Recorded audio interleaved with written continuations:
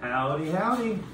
Hello, hello. We are back to Virtually Taste with you. For those of you that can't be with us here at Old North State Winery, where we taste 4 different wines every Thursday night at 6 p.m. For those of you that can't make it, we put a little 2-bottle packet together so you can taste along and not fall behind the rest of the class. What a thoughtful package. And so it's important to know about all the wine regions. We make wine here in the Yadkin Valley, but we think it's important to know all the wines of the world. And so every week we explore. And that's Chef Chris, AKA Wine Explorer. And I am Ed, I'm your sommelier, and I help with this silliness as we try to make wine approachable, understandable, and more part of your life. It should be a part of your life. Daily life. And I assume if you're watching this ridiculous video, you're probably interested in wine, right? There's not much else to tune in. If we could maybe put this in front of people that don't drink wine, maybe, just maybe, would they, do you think they would start drinking wine? Just out of the sheer horror. They would just reinforce those negative stereotypes. It's like, oh yeah, I don't want to end up like those dudes. There's a reason I don't drink. All right, well, we got a couple whites on this beautiful fall afternoon. Man, the weather's nice, Chef. It's beautiful out there.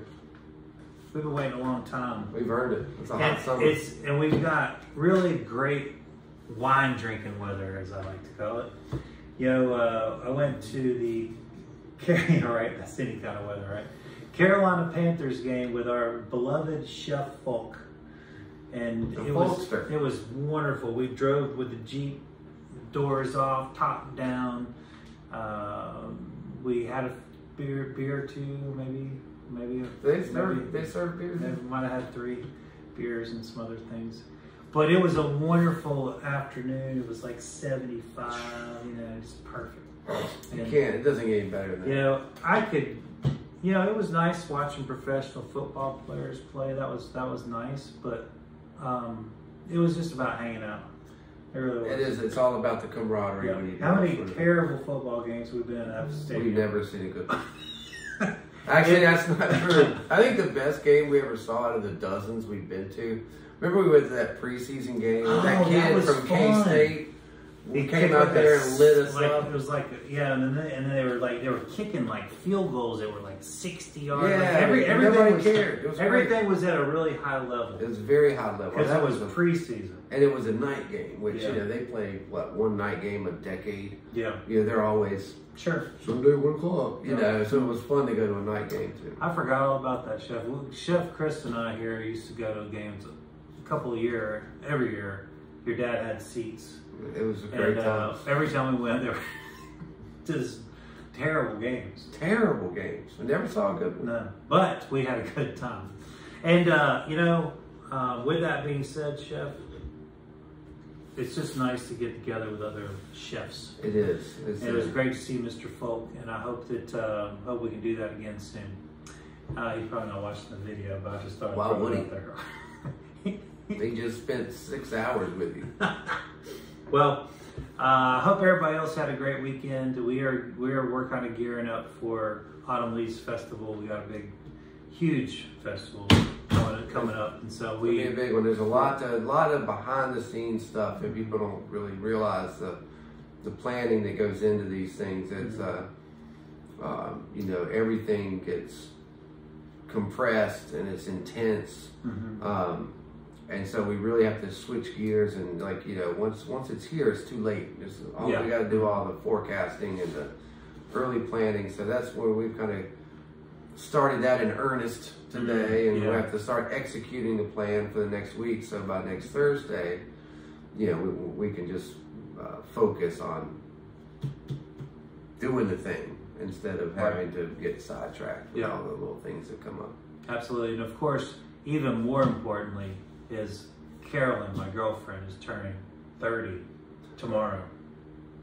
And everybody that she knows is flying in That's going to be a wild week. Yeah, That's a lot of yeah. entertaining. That's a lot of entertaining. That's a lot of work. Honestly, I think that there's going to be people camping in their yard. There's so many people. I mean, that's, well, not only is that a testament to Carolyn, how everybody thinks so much of her, they want to celebrate with her, but it's a lot of work. Yeah. Hosting is a lot of work. So she's going to be hosting. She's going to be doing. She'll be here at the tasting with her friends, and she's doing a chef's table lunch. I mean, she's doing it upright. They got all kinds of cool stuff in Winston going on.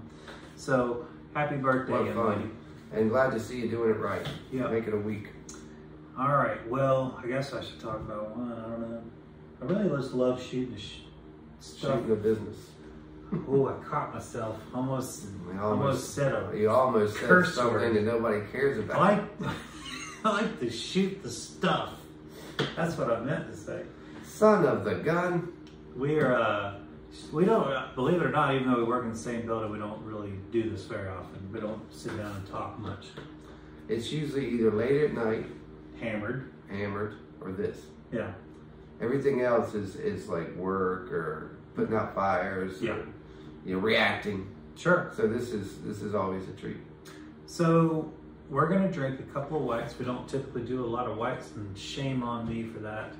And of course, Chef, he just gets blindsided by these. He never knows what he's gonna have. But he tends to be pretty happy. Look at him, he's happy. It's delicious. Absolutely delicious. Well, I've said it once, and I've said it again. We will seek out the weird and the wacky, but we'll always make sure you know about regular wines. The most important wines, the staple wines, the wines that everybody should know about. And which, have their own, just because they're prevalent doesn't mean they don't have cool stories. So even all the wines that we're so familiar with come from very dramatic backgrounds. So there's always a cool story. Yeah, definitely, Chef. And I think, particularly the European model of wines that are on a larger production level. It's not from cutting corners. It's more about bigger relationships. Absolutely. Having even more people involved. So generally speaking, large production doesn't turn me off as much on the other side of the pond. Well, absolutely not. It is so, as we've seen firsthand, and as we learn in all manner of ways. It's such a huge part of their culture. Both the farming, the curation, the knowledge, all the part. I mean, it's like built in, baked in. Pride too. Yeah. Oh, huge pride. I mean, it's all baked into the mix. So this isn't something like, well, especially here on the East Coast, it's very not populated. I mean, the wine industry is not populated. Sure. We don't. It's not like the West Coast. It's like there's just people who do it, and a lot of people are just contracted to do it. It's not even as passionate as it is. It's a job or something to do, and of course, it's like that everywhere in anybody's infancy. So we have a long way to go. We're 5,000 years behind. But it's just a totally different thing, and wine plays a bigger role in society, in a daily life of Europeans than it does in America. Yeah, and Americans if we keep making of Chambersons like we're making right now, it'll be ooh, baby. We've been sneaking a peek of our harvest this year, and things are looking really good. Man, it's exciting. It's going to be an exceptional, two exceptional offerings, and they're going to be really boutique. Yeah. So we're excited about those details to come, and well, let me talk about this real quick because I keep getting off track. We keep talking about so much fun stuff.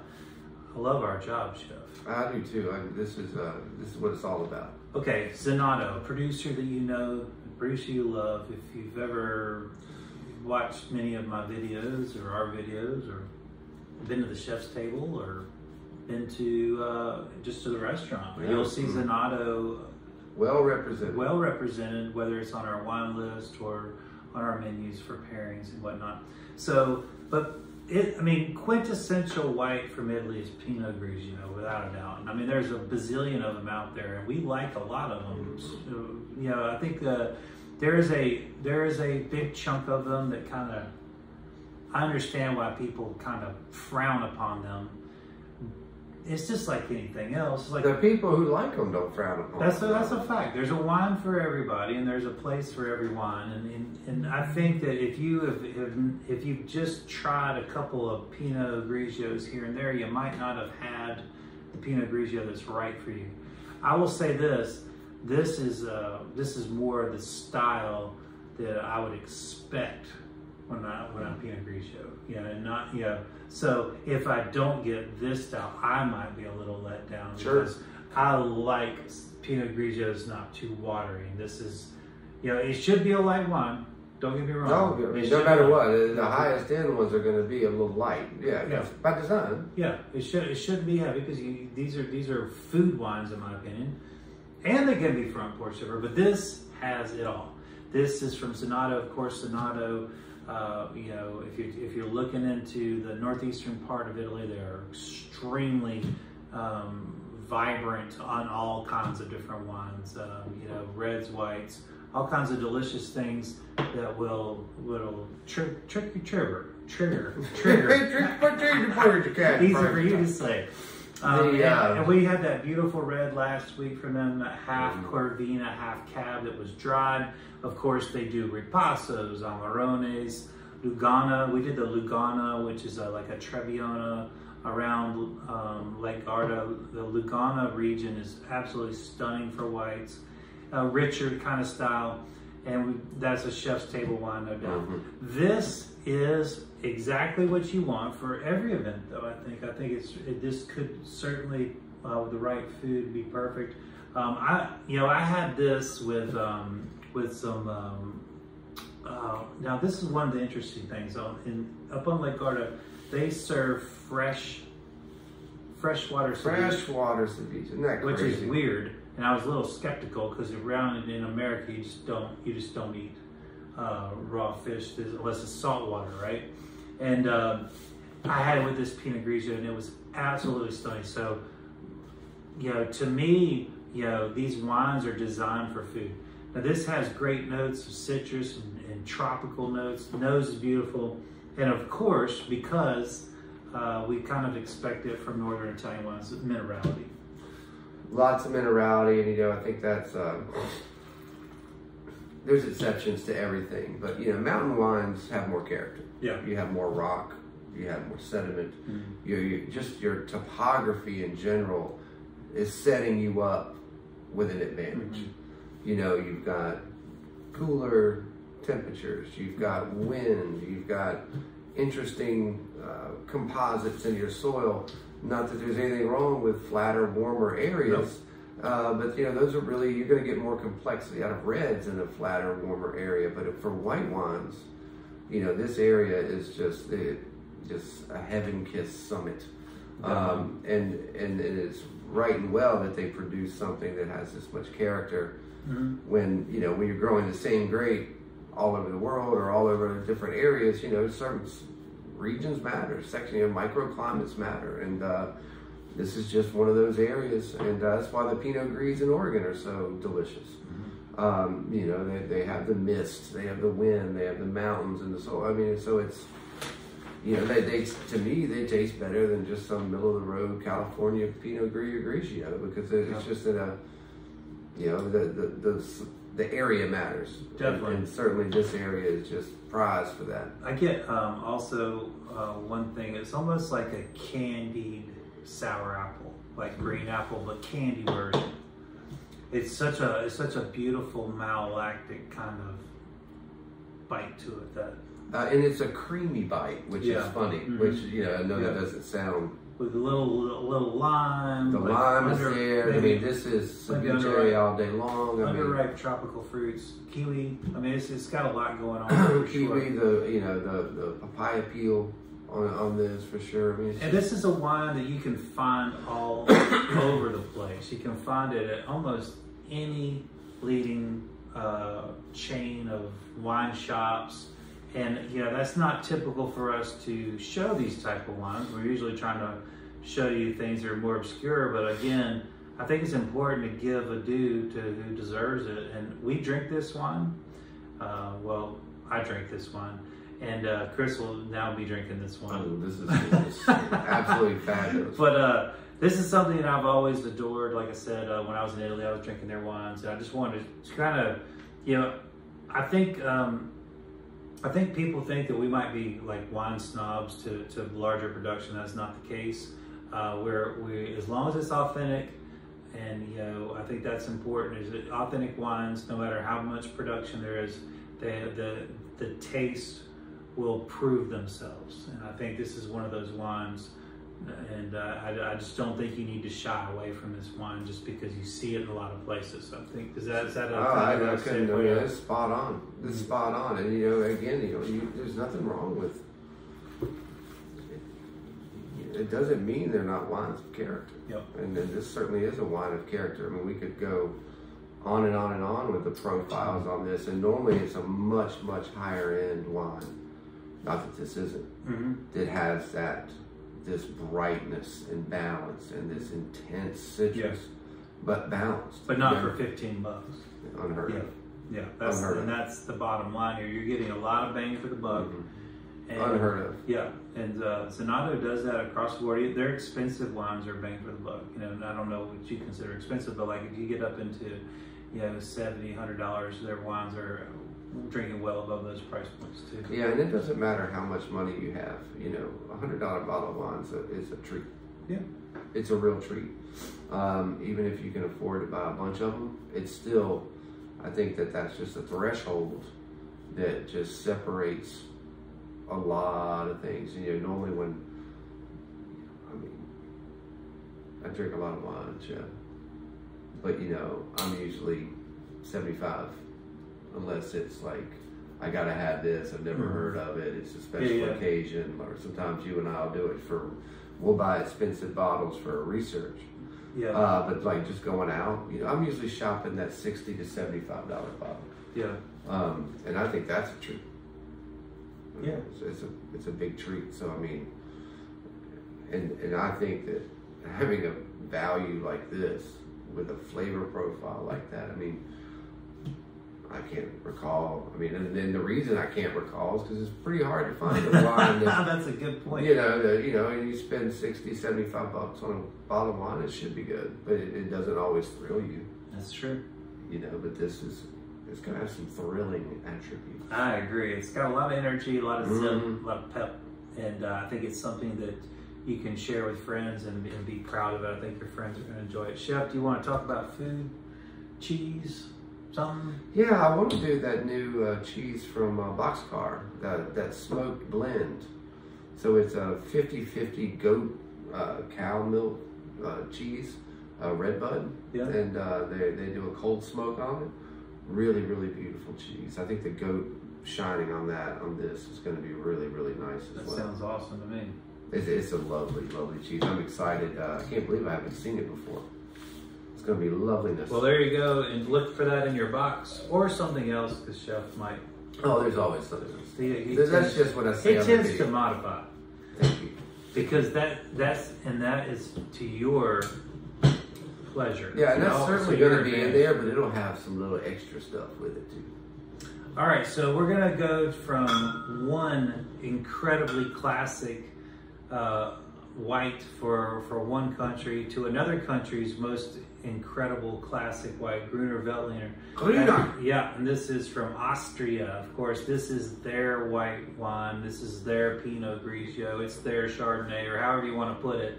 It is their signature grape. This is from Pratsch, sorry. And this is actually one of their step-up kind of labels, Rotenpullen.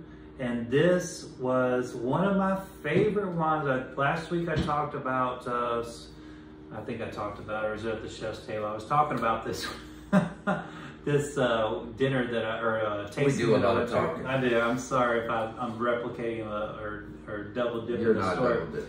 But last Monday I was able to go to a great wine show that Carrie invited me to, and this was really one of the wines that really stood out to me at any price point. And again, shockingly, it's under $20. So this is, like I said, it's not their entry level, but it's certainly not, you know, what I would consider an expensive wine by any means. and it's really, really delicious. I was drinking, of course, when I'm there, I'm not drinking for myself. I'm drinking to take notes and to analyze each wine. And then, you know, I can't help but when I see something that really strikes my taste buds, and this was it. Well, this is certainly a stunner. I mean, my goodness. First sip right out of the gate. I love this one. The florality, the citrus, the perfect acid. It's got so much melon on the nose. It's insane. Cantaloupe. It's like if you were like a cream cantaloupe, like a soup. Chef and I have worked in many a country club, and at country clubs for Sunday brunch and for every freaking wedding or event, you're doing fruit displays. Yep. And that means cantaloupe and honeydew, probably some watermelon, but those cantaloupe and honeydew are always. They look great in trash. And pineapple. And you're cutting them by the cases every week. And yeah, you can't help throwing them in the dumpster. As a chef. You're right, only people eat. Nobody wants that shit stuff. And then when you're there, I mean, literally, this took me back. Yeah. To you were like standing over a table. One of those giant kitchens. Yeah. Getting ready for a 300-person wedding. But the flavor also comes through. It's definitely melon all the way through. Absolutely beautiful. Gruner has a lot of faces, I would say, a lot of flavor profiles. It's of a diverse grape, in my opinion. They can be quite lean, like a Pinot Grigio, but it can also be robust, just like these two are. Both of these wines are flavorful. They kind of separate themselves from the pack of their competitors, in my opinion. And great green bottle too, isn't that pretty? It's a really coal bottle, and you know, and it's. I love a Gruner bottle because it's not a Riesling bottle, and the average person would say, "Oh, Riesling." And while there's a lot of similarities, it's always different. The slope is always a little bit longer at the top, and it's not as aggressive. Yeah. And it's tunnely, and I just adore them. And you know, these are built for multi-course eating. You know, this is a wine you want to have early with your fish, particularly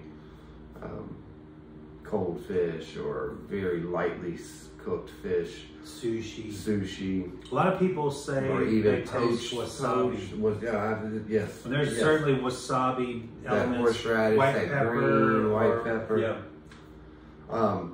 But it's such a beautiful wine, and it's certainly just made for fine things. It's glorious. But you know, this particular Gruner could go heavier too. I agree. I mean, most Gruners. The texture on this is outstanding. I mean, I could get the sausage on that. Sure. Why don't you? Yeah, fish and sausage. Let's go there. Let's go. You know, you are the most accomplished chef I know of pairing seafood and sausages. They belong together. The way you make them, they sure do. And I think that's one of the things that people don't get a lot of. You know, when they get in front of you, they really it's like, oh. Well, what is all this? What's this? And there's certainly many cases, like Low Country Boil. I mean, that's kind of like our version of it locally. Shrimp and grits. Yeah, there's another one, and of course, there's several in Europe that have that pairing, but I don't know that enough people know about how jambalaya. Yeah. So, but those are very super specific dishes too, though. Yeah, a lot of times, yeah. I think out of all of those, I would rather have this with a country boy, a Low Country boy. That would be my favorite. It's fruity enough to hold up against the corn. But I mean, it would all be great. Yeah. They would all be great. Well, what are you going to pair with it then? Well, I've got some pastrami salmon that I was really hoping to get there. I don't know if the pepper, you think the mustard and pepper is going to be... Well, it's got good pepper in it. It does. I just didn't know if like pepper on pepper I'm asking you what you think. I like pepper on You pepper. like pepper on pepper? Yeah, because like particularly like when we do stuff with like Cab Franc and Syrah. Yeah, that's a great point. I think they. Yeah. You need something that's gonna hold up to it, that's strong enough. You know, that doesn't cower away from your food. Sold. Yeah. Sold. I think with these do some. You know, because you're really getting a lot of meat spices in the pastrami salmon, and obviously the fatty salmon's going to be eating larger than it is. Yeah. Great idea. Perfect. It's kind of like since you're doing it pastrami style like that, it's almost like you're going back to the country club again.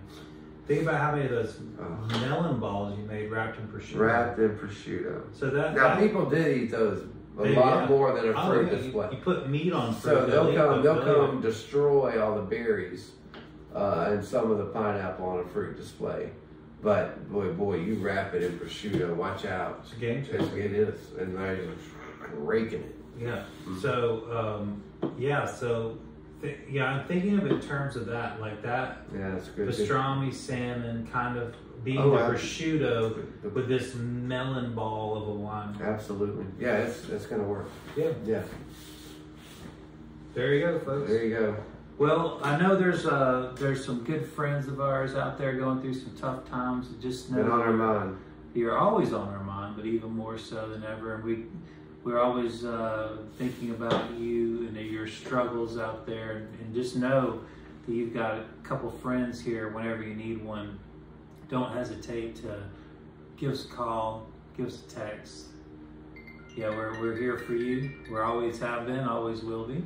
Anybody out there that needs food, we've got we know, food. guy. Our market is just great, chef. You stocked it with so many delicious meats and cheeses. If you're not taking advantage of that, you should be. A lot of cool stuff up there right now. It's a great time to come check out the market, grab a couple of hand-selected bottles, and go have yourself a good old time. Yeah, we got plenty of delicious wine from all around the world, from South Africa, Italy, you name it, we've got it. And of course, our delicious wines that we make here at Old North State Winery. And heck, we even have crackers for your cheese. You name it, and they're really high-end crackers. Made in Hillsborough. Yeah. Sea salt, extra virgin olive oil, flour, that's it. Yeah. So when you get a hankering for something of quality to put in your body or to share with your friends, think of us and we'd be happy to take care of you. Until we meet again, hasta la vista. Thanks, everyone. Hope you have a great weekend. Enjoy this beautiful weather and each other.